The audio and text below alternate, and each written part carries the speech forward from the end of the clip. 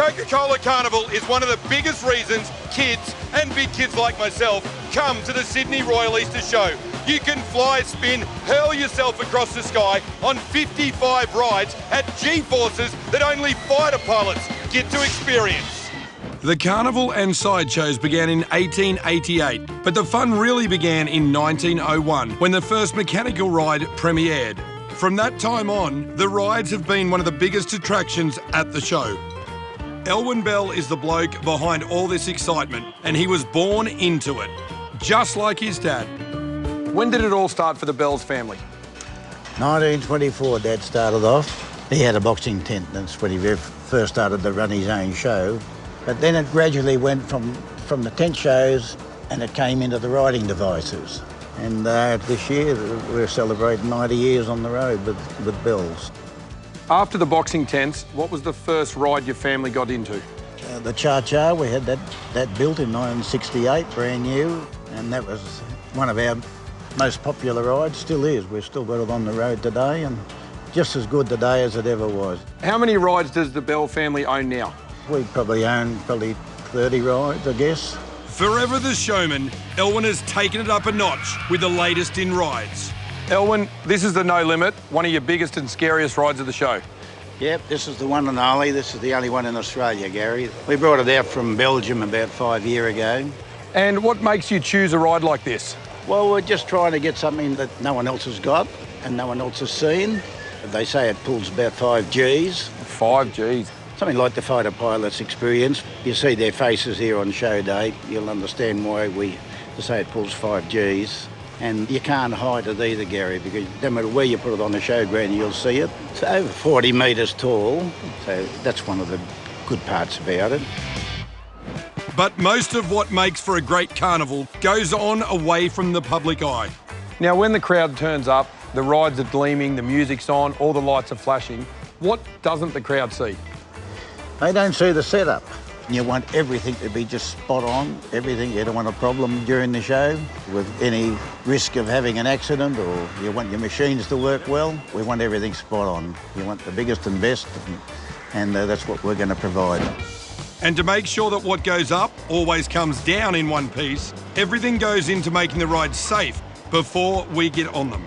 So Shane, safety is paramount. How do you ensure we have the thrills without the spills? Yeah, look, Gary, as you said, it is paramount. It's our #1 priority. Just to start with, all the rides are registered with the appropriate state-based regulator. To achieve that registration, they've got to be signed off each year by a mechanical engineer and also an electrical engineer. On site here, when the guys are setting up, we employ a carnival consultant and safety officer just to oversee the area, make sure that they're doing everything correctly, but also doing their daily checklists. So how do you select a ride for the show? Gary, it's against the selection criteria. We sit down, we go through all the applications line by line and make sure that we are selecting the best of the best. For your information, we've got $60 million worth of equipment out here. You know, we've got one of the best collections of transportable amusement rides you'll find anywhere in the world.